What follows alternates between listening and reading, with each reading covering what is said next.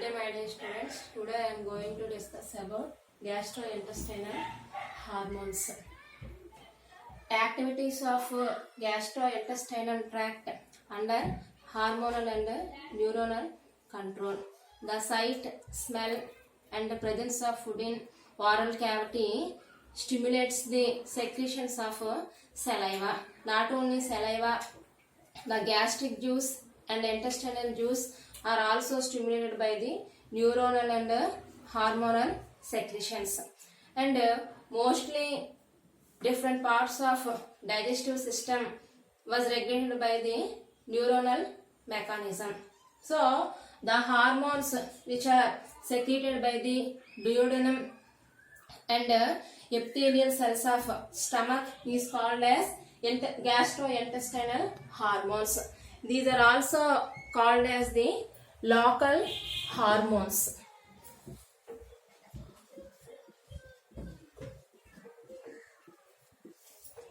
And gastrointestinal hormones and hormones are different.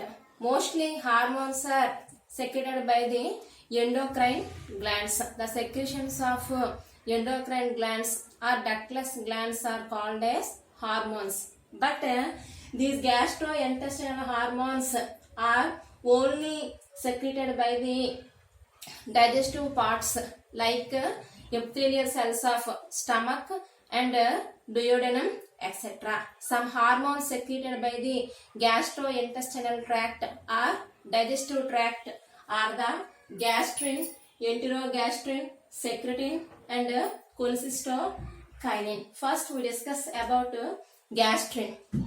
Gastrin is secreted by the pyloric stomach.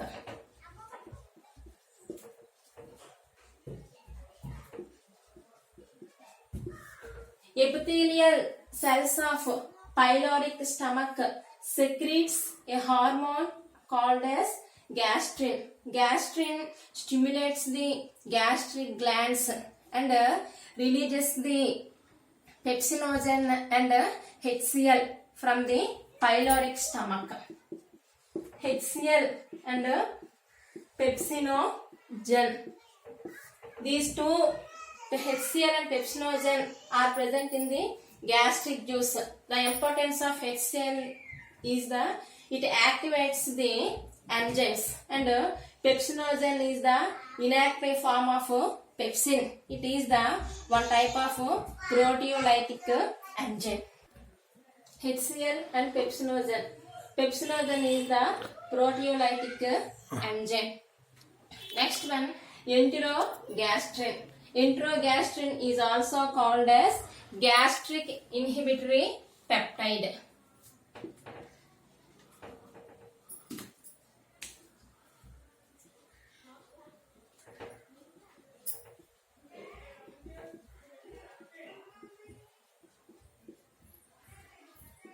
So, gastric inhibitory peptide or enterogastrin is secreted by the duodenal mucosa or duodenum.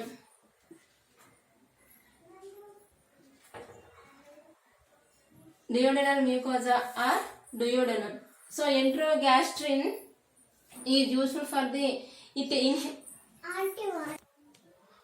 enterogastrin or gastric inhibitory peptide is secreted by the duodenum. So, the main importance of enterogastrin is that it inhibits the secretions of gastrin from stomach.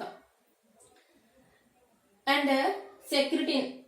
Secretin is the hormone secreted by the duodenum. Remaining three hormones are secreted by the duodenum. Only gastrin is secreted by the epithelial cells of stomach.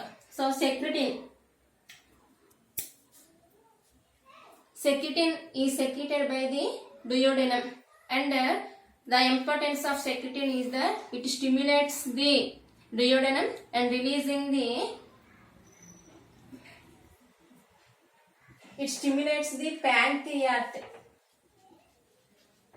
pancreas, acini of pancreas.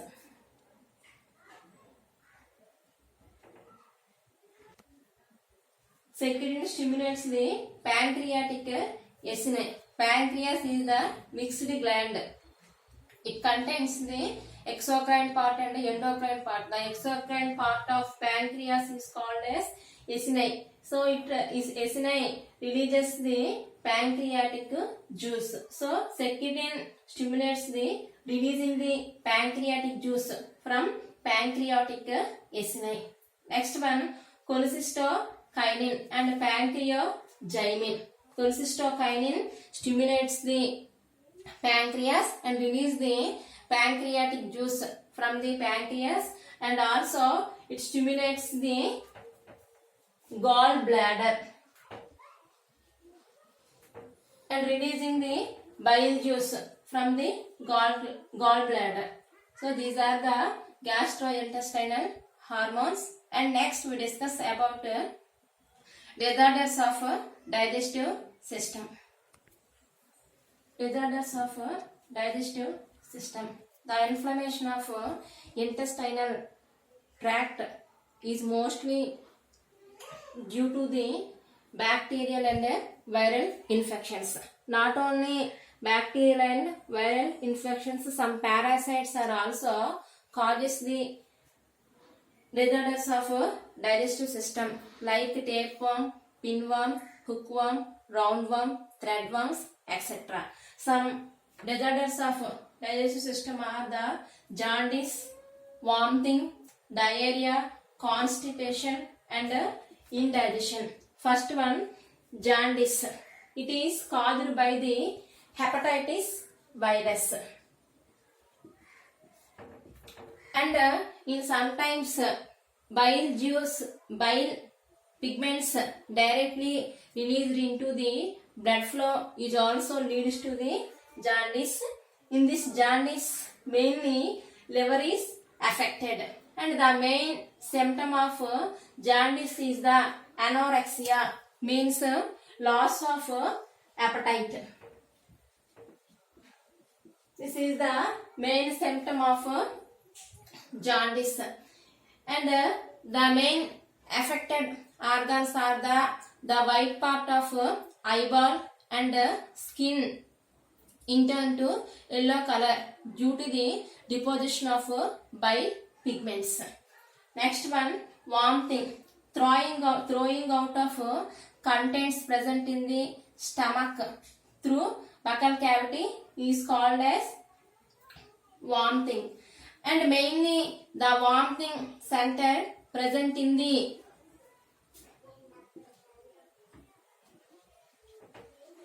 medulla oblongata regulates the vomiting. So vomiting center located in the medulla oblongata. Next one, diarrhea. Diarrhea is abnormal frequency of bowel movement causes the diarrhea. The main symptom of diarrhea is the fecal matter contains more liquidity. So the more liquidity in the fecal matter leads to the dehydration.